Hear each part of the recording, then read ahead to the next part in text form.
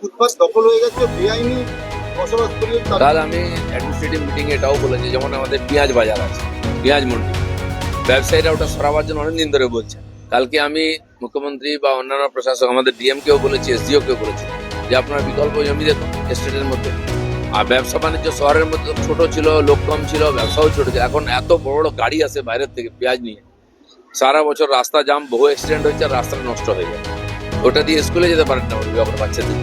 তো এটাকে ইমিডিয়েট সরানোর দরকার। বহুবার চিঠিচাবাটি করা সত্ত্বেও কেউ কান দেয়নি। আমি এবার নিজে দেখছি যাতে ওটা ঠিক করা যায়। কালকেই কথা হয়ে গেছে, কাজ শুরু হবে। আর সেরকম পুরো রাস্তাঘাট, আজকে বাস রুট বন্ধ হয়ে গেছে কৌশল্যা দিয়ে, রাস্তাই বন্ধ হয়ে গেছে।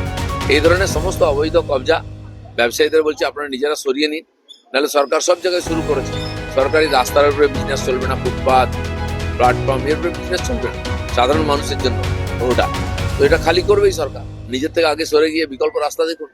দাদা, খড়গপুর পুরসভা জুড়ে একাধিক জায়গায় আমাদের পাড়া আমাদের সমাধানের পোস্টার পড়েছে, কাজ হয়নি, টাকা তুলে নিয়ে। পোস্টার পড়েছে, পাড়ার সমাধানের ব্যানার লেগে গেছে, বোর্ড লেগে গেছে, কিন্তু টাকা খরচা হয়নি, কোনো কাজ হয়নি।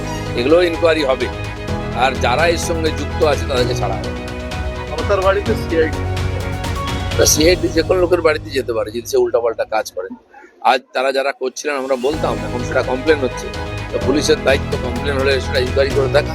বাইরে সোনার মতন তাদের কার বিরুদ্ধে কি প্রতিবাদ আমি তো বুঝতে পারছি না। তার পার্টির নেতারা, এমএলএ এমপিরা পার্টির নেতৃত্বের বিরুদ্ধে প্রতিবাদ করছে, ওনারা কার বিরুদ্ধে করছে?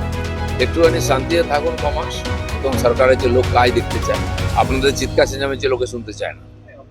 ধন্যবাদ।